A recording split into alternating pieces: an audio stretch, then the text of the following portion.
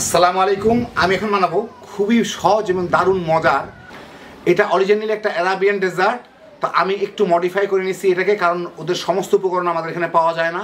তো আমাদের এখানে যা যা পাওয়া যায় সেটা দিয়ে আপনাদের বানায় দেখাচ্ছি। জিনিসটা কিন্তু অনেক স্বাস্থ্যসম্মত এবং খাইতে দারুণ মজা। দেখতে যেমনই হোক, একবার বানায় খেয়ে দেখেন, তাইলেই বুঝবেন। তো আসেন দেখি শুরু করা যাক। আমি এখন আধা কাপ দুধ, 10টা খেজুর, আমার খেজুরগুলো খুব নরম, সেই জন্য আমি পানিতে ভিজালাম। যদি নরম না হইতে ধরলেই গলে যাচ্ছে, না হইলে এগুলো বিচি ফেলে নিব। যদি আমি এই খেজুরগুলার বিচি ফেলে নিতে হবে। আর যদি নরম না হইতো তাহলে এগুলোকে আমি একটু পানিতে ভিজায় রাখতাম, আধা ঘন্টা পানিতে ভিজায় রাখলেই হয়ে যেত। তো আমার এগুলো যেহেতু নরম, পানিতে ভিজায় রাখার দরকার নাই। আর 2টা কলা ছিলে নিয়ে আমি এখন সুন্দর করে ব্লেন্ড করে নিব, একদমই স্মুথ করে। তো আমি এটা ভালো মতো ব্লেন্ড করে নিলাম। আমার এখানে কিন্তু আরও আধা কাপ দুধ দিতে হয়েছে, তার মানে আমি মোট 1 কাপ দুধ দিচ্ছি। 1 কাপ দুধ, 10টা খেজুর আর 2টা কলা। আমি এখানে 2 কাপ দুধ দিচ্ছি। এর সাথে আমি 4 টেবিল চামচ কর্নফ্লাওয়ার দিব।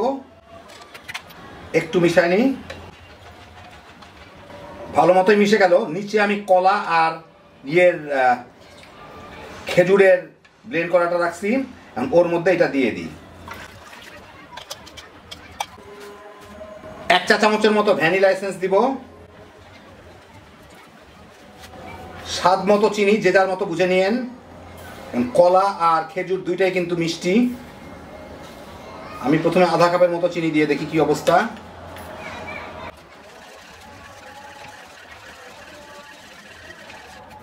একটু খেয়ে দেখি কি অবস্থা। যথেষ্ট। আমি এখন এটাকে একটু জাল দিব। জাল দেওয়ার সময় কিন্তু এটাকে আমার নাড়ার উপরে রাখতে হবে, তা নাইলে কিন্তু তলের দিকে শক্ত হয়ে জমে যাবে। 4-5 মিনিটের মধ্যে এটা ফুটে উঠে, এই যে দেখেন ফুটে ঘন হয়ে গেছে। এখন এই নাড়ার মধ্যেই রাখতে হবে, কিন্তু তাহলে কিন্তু নিচে নিচে দলা বেঁধে যাবে। এখন পুরো জিনিসটা সমান গরম আছে, সেই জন্য দলা বাঁধতেছে না। এর মধ্যে আমি 1 কাপের মতো নারকেল কুচি দিয়ে দেবো। এটাকেও দিতে পারেন, না দিতে পারেন, দিলে খুব মজা লাগে খাইতে।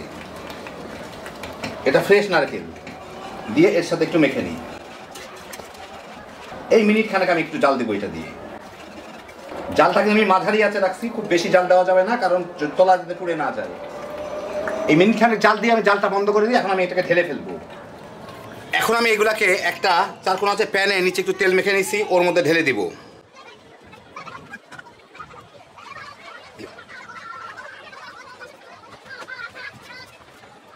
একদম টাই টাই হয়ে গেল। এখন এটাকে ঠান্ডা হওয়ার পরে আমি 2-3 ঘন্টা ফ্রিজে রাখবো, তাহলে পুরাটাই জমে যাবে।